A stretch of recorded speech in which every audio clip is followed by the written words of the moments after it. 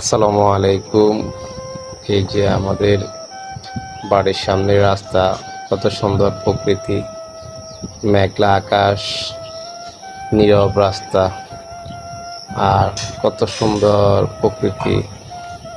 যে জমি জমা দিকে তাকালে খুব ভালো লাগে আমার থেকে।